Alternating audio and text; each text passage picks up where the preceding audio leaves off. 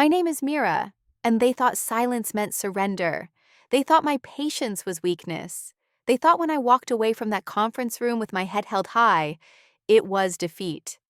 But what they didn't know, what they couldn't see, was that I wasn't retreating. I was repositioning. And the moment I stepped through those glass doors for the last time, I set something in motion that would dismantle everything they'd built on lies, theft, and arrogance. Have you ever watched someone steal your life's work and smile while doing it? Let me back up. 6 years ago, I was just another graduate student with too much ambition and not enough caution. I'd spent 4 years developing an algorithm that could predict supply chain disruptions before they happened, a system that could save companies millions, maybe billions. It was elegant, complex, and entirely mine. Every line of code, every logical leap, every sleepless night hunched over my laptop while my roommate slept. That was my blood, my sweat, my future. I met Marcus Chen at a tech conference in Seattle. He was older, established, the founder of a mid-sized logistics company called Streamline Solutions. When he approached me after my presentation, I felt like I'd finally been seen. He understood the work. He asked intelligent questions.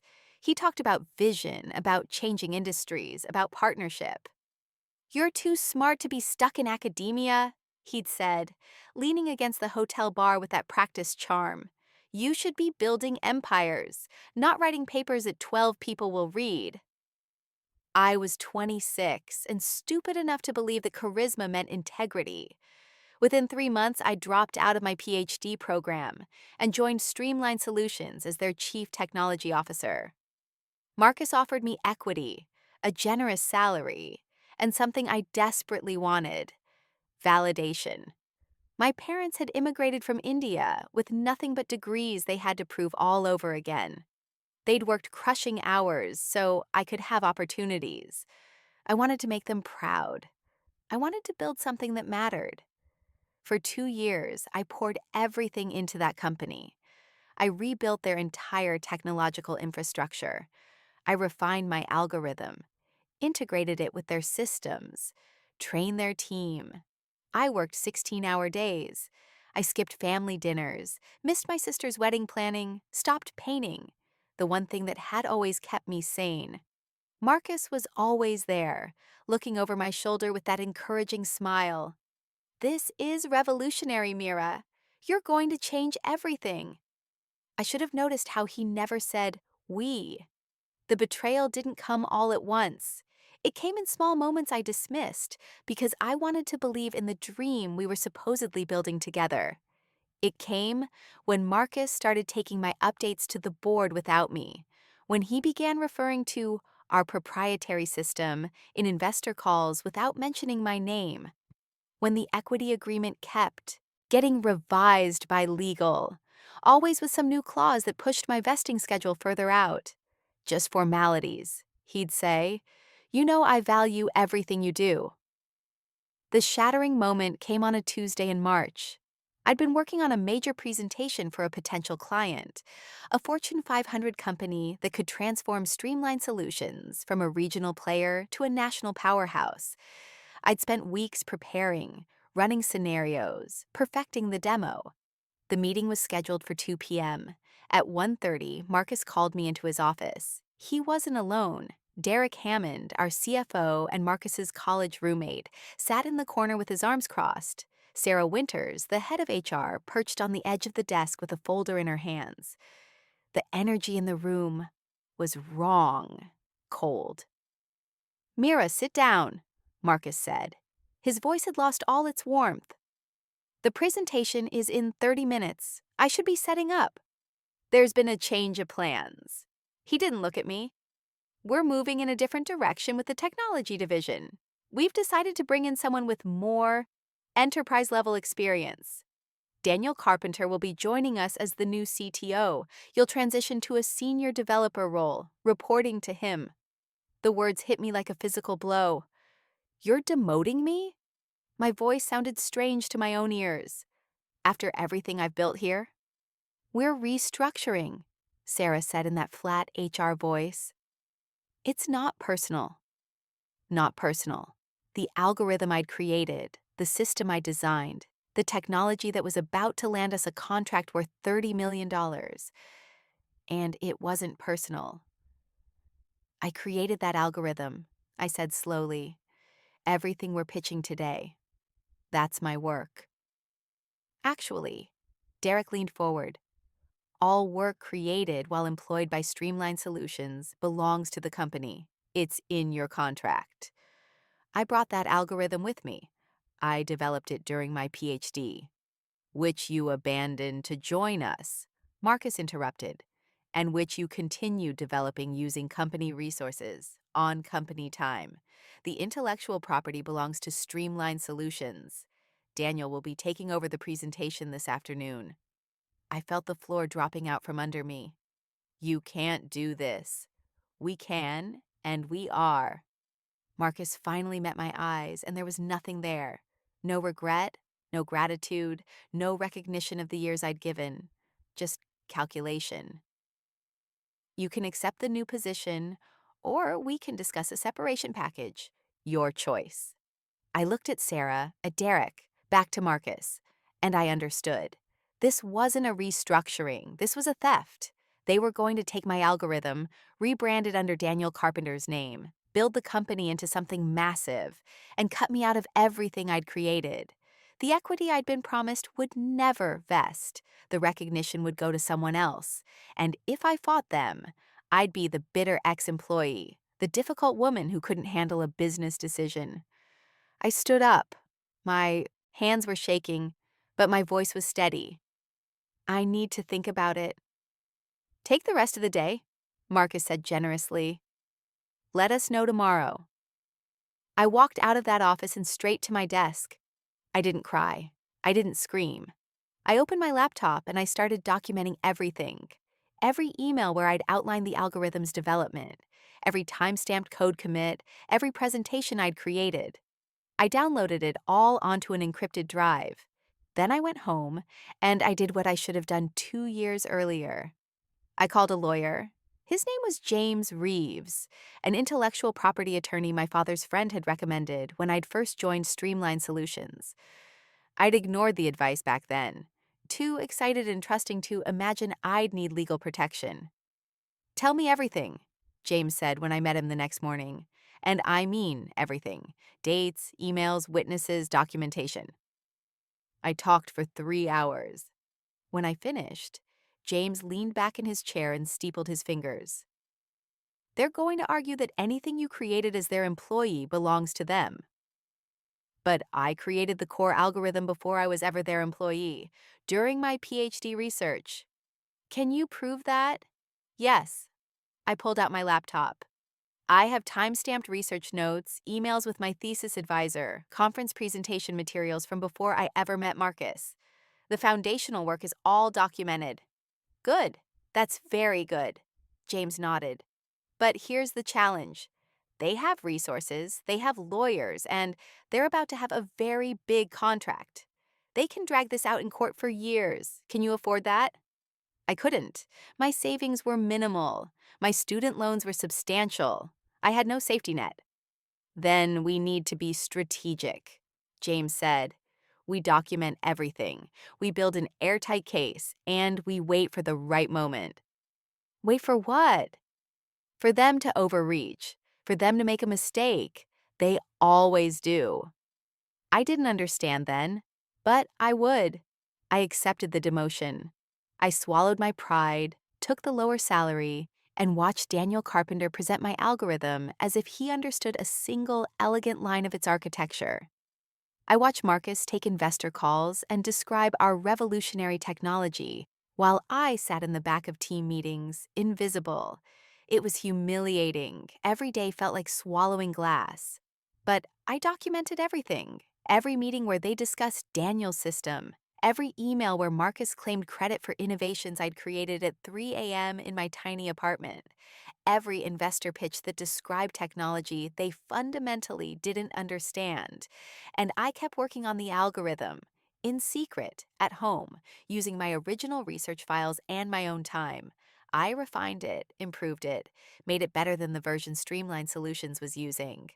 Because that's the thing about stealing someone's work. You only get the version they gave you. You don't get the mind that created it. 3 months passed. The Fortune 500 deal closed. Streamline Solutions was suddenly worth 10 times what it had been. Marcus bought a Tesla. Derek got a corner office. Daniel Carpenter was featured in a tech magazine article about innovative leaders in logistics technology. My name wasn't mentioned once. I started having panic attacks. I'd wake up at 2 a.m. gasping, feeling like I was being buried alive. My mother kept calling, worried because I sounded distant.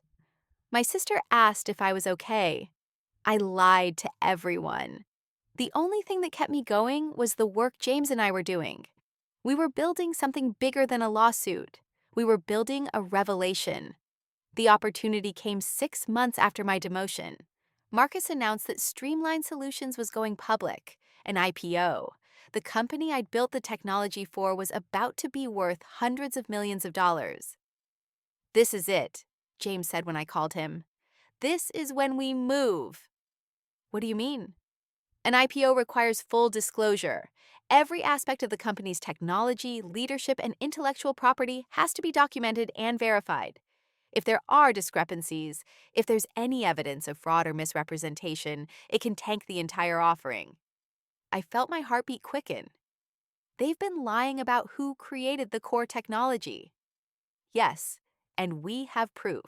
Time-stamped, documented, incontrovertible proof that the foundational algorithm was your PhD research, brought into the company, and then falsely attributed to Daniel Carpenter in all investor materials. What do? We file a lawsuit. But not just any lawsuit. We file it with maximum publicity, maximum documentation, timed perfectly to hit during the IPO roadshow when investors are doing their due diligence. We make it impossible for them to hide. My hands were shaking. They'll destroy me. They'll say I'm trying to extort them, that I'm a disgruntled employee.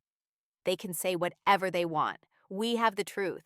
And the truth is that their entire valuation is built on technology they stole from you. When investors see that, when they understand the legal risk, the IPO will collapse, and then we negotiate. "For what?" James smiled. "For everything." I spent the next 2 months preparing. James brought in additional attorneys, including a woman named Patricia Okafor who specialized in corporate fraud cases. Together, we built something beautiful and terrible, a case so thoroughly documented, so precisely argued, that it couldn't be dismissed or ignored. We had my original PhD research notes, time-stamped and backed up on university servers. We had emails between me and my thesis advisor discussing the algorithm's architecture before I'd ever met Marcus. We had conference presentations I'd given as a graduate student. We had the source code I'd written, with version control history showing continuous development from my academic work through my time at Streamline Solutions. We also had something else, something I'd been quietly gathering for months. I'd been recording meetings, not illegally. I lived in a one-party consent state. Every time I'd sat in on a presentation where Daniel or Marcus described Daniel's innovative system, I'd had my phone recording in my pocket. Every team meeting where they discussed the technology without mentioning my name. Every investor call I'd been asked to sit in on for technical backup, while they took credit for my work. Hours and hours of them lying. "This is extraordinary," Patricia said when I showed her everything. "I've been doing this for 20 years, and I've never seen such thorough documentation." "I learned from the best," I said quietly, thinking of my mother's meticulous record-keeping, her filing systems, the way she documented every single immigration paper, every job application, every denial and approval. She taught me that in a system that wants to dismiss you, documentation is power. We filed the lawsuit 3 weeks before the IPO roadshow. Not quietly, not through back channels. We held a press conference. I stood in front of cameras for the first time in my life, wearing my best suit, my hands steady on the podium. James and Patricia flanked me. Behind us were blown-up displays of my original research, side by side with Streamline Solutions investor materials. "My name is Mira Kapoor," I said, "and I'm here to tell you the truth about Streamline Solutions' proprietary technology." I told the whole story. Calmly, factually, without anger or tears. I presented the timeline. I showed the documentation. I played selected audio clips of Marcus describing our system in investor calls, Daniel presenting his architecture in conferences, all while I sat silently in the background. "I'm not here for revenge," I said, and I meant it. "I'm here because truth matters. Innovation matters. And the people who create should be recognized, not erased." The tech press went insane. Within hours, it was trending. Mira Kapoor, where you streamline scandal, stolen code, every major outlet picked it up. TechCrunch ran a detailed investigation. Bloomberg interviewed my thesis advisor. The conference where I'd originally presented my research released their archived video of my presentation, timestamped 3 years before I joined Streamline Solutions. The IPO roadshow turned into a disaster. Investors started pulling out. The SEC announced an investigation. Major clients began asking questions. Marcus called me that night. I didn't answer. He left a voicemail. "Mira, please, we can work this out. This is going to destroy everything we built together." Everything we built. Even then, even drowning. He couldn't acknowledge the truth. I deleted the voicemail. The next 3 weeks were chaos. Streamline Solutions' legal team tried everything. They claimed I was lying. They said I was a disgruntled employee. They threatened countersuits. They tried to get a gag order. But the documentation was irrefutable. Every claim they made, we had evidence to disprove. Every lie they told, we had time-stamped proof of the truth. The board forced Marcus to step down. Daniel Carpenter quietly resigned. Derek tried to position himself as the good guy who'd been misled, but his own emails showed he'd known exactly what was happening. The IPO was postponed indefinitely. The company's valuation collapsed. Major clients suspended their contracts pending the investigation's outcome. And then, Marcus made his final mistake. In a desperate interview with a business magazine, he claimed that even if I had created the original algorithm, I'd abandoned it by not finishing my PhD. That the real innovation had happened at Streamline Solutions under his leadership. Patricia showed me the article with a grim smile. "He just committed perjury." "What do you mean?" "He testified in a deposition 2 weeks ago that Daniel Carpenter had created the algorithm from scratch. Now he's publicly admitting you created the foundational work. He can't have it both ways." That admission broke their entire defense. Their lawyers knew it. Within 48 hours, they approached us about settlement. We met in a conference room that felt like a courtroom. Marcus looked 10 years older. Derek wouldn't meet my eyes. Their legal team was grim. "Here's what we want," James said, sliding a document across the table. "Full acknowledgement of Ms. Kapoor's intellectual property rights to the core algorithm. Restoration of her CTO title and equity, backdated to her original hiring date. A public statement from the company acknowledging her as the creator of the technology. And compensation for damages, both financial and reputational." That's insane," Derek stammered. "That would give her controlling interest in the company." "No," Patricia corrected coldly. "That would give her what she earned, what was stolen from her." Marcus slumped in his chair. "We'll be bankrupt." "You should have thought about that before you committed fraud," I said quietly. It was the first time I'd spoken directly to him since the day he'd demoted me. He looked at me like I was a stranger. "I gave you a chance, Mira. I brought you in. I believed in you. You used me. You stole from me. And when I'd given you everything you needed, you tried to erase me." My voice didn't shake. "The only reason you're not in handcuffs right now is because I chose a civil suit instead of criminal charges. But that can change," his lawyers whispered frantically. Marcus's face went pale. "What do you want?" he finally asked. I want my company. We settled 2 weeks later. The final agreement was more complex than I'd imagined, but the core terms were clear. I would become CEO and majority shareholder of Streamline Solutions. Marcus, Derek, and Daniel would resign. The company would issue a public statement acknowledging my creation of the core technology and apologizing for the misrepresentation. The settlement also included a personal apology from Marcus, in writing, to be made public. I remember reading it in the final agreement, 3 paragraphs of legal language that boiled down to, I was wrong, I stole from you, and I'm sorry. It should have felt like victory. It did feel like victory, but it also felt hollow. The day I walked back into Streamline Solutions as CEO, the building felt different. The same glass doors, the same modern lobby, the same open-plan office. But everything had changed. Employees I'd worked with for years looked at me with a mixture of awe, fear, and uncertainty. I called an all-hands meeting my first day. I know you've all seen the news, I started. I know there are questions, concerns.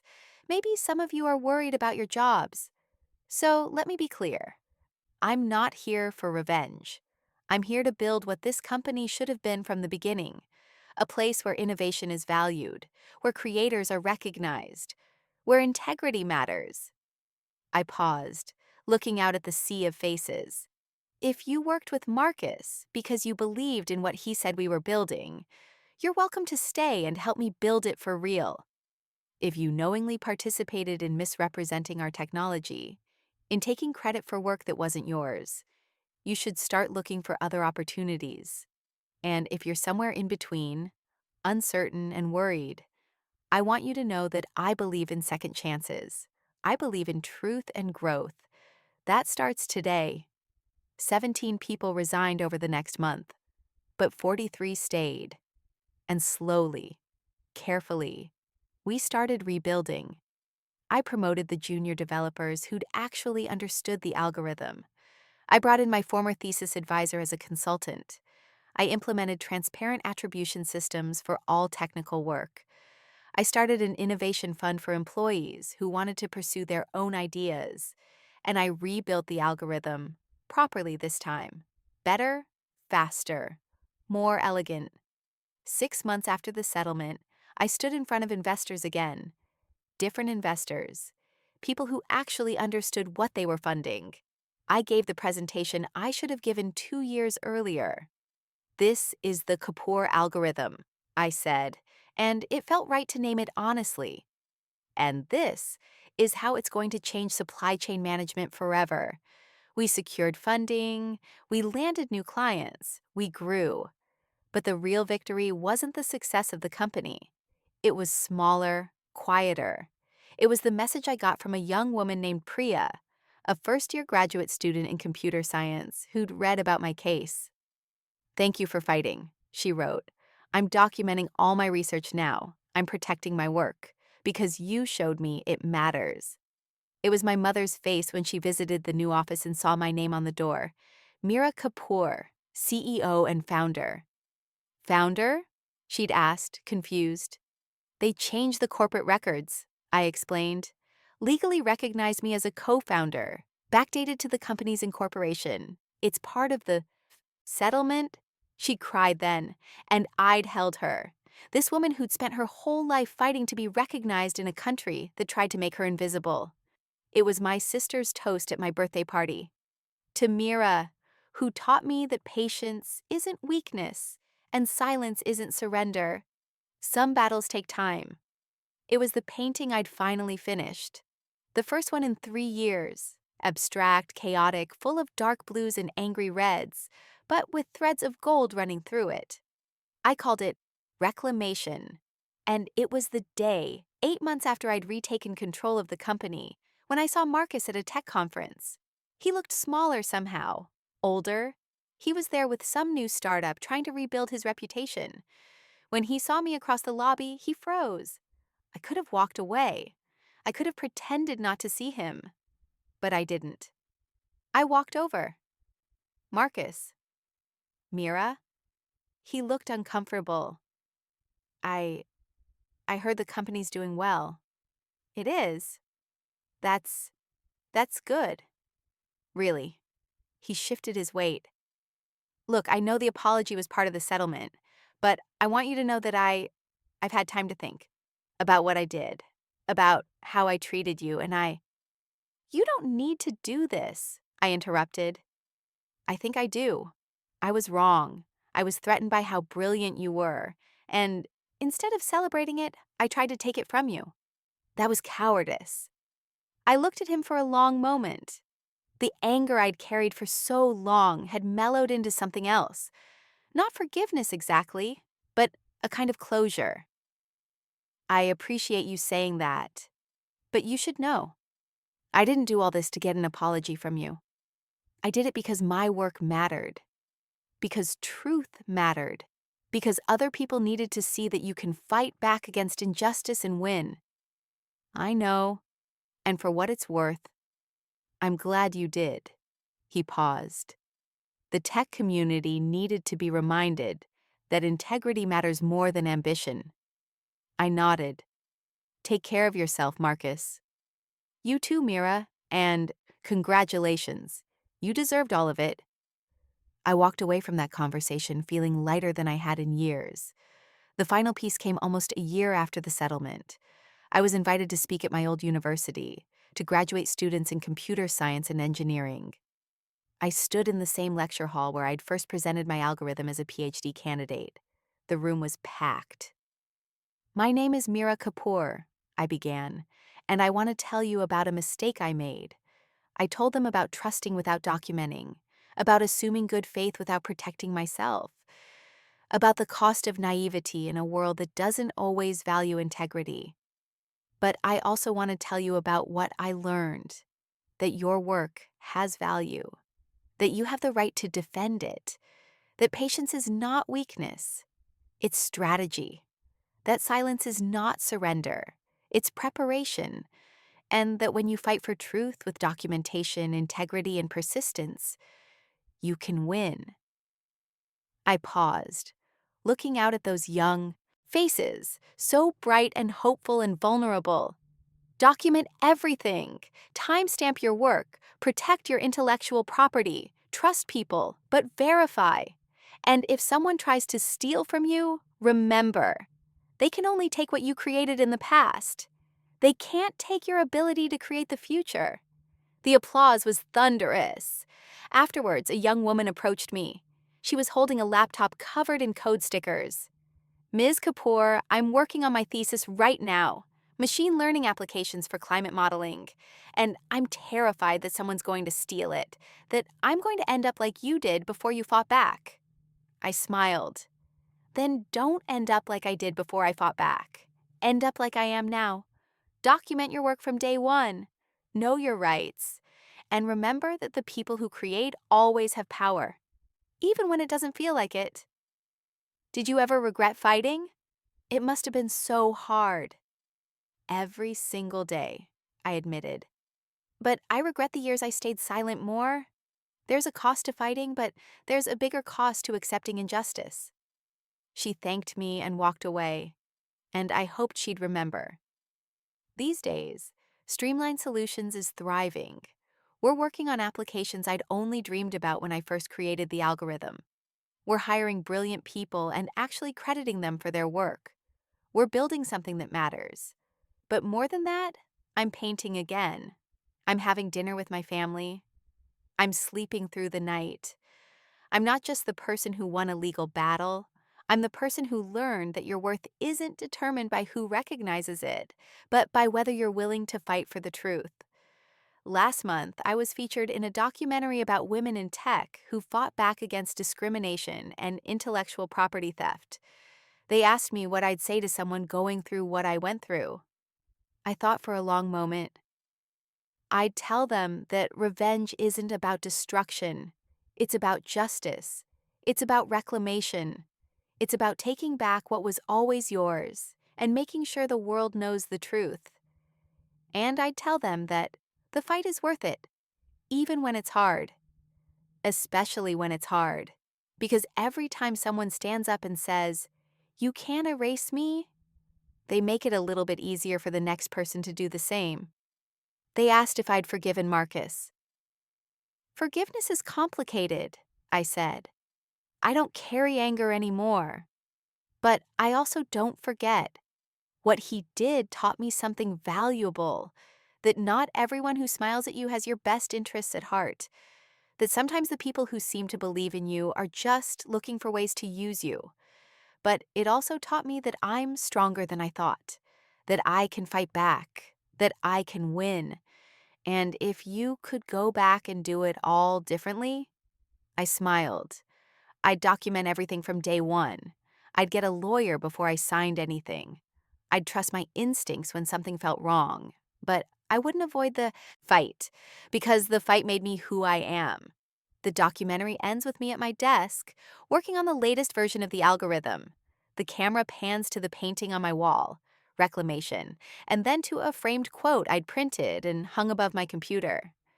It's something I'd said in that first press conference, something that had been quoted and shared thousands of times since.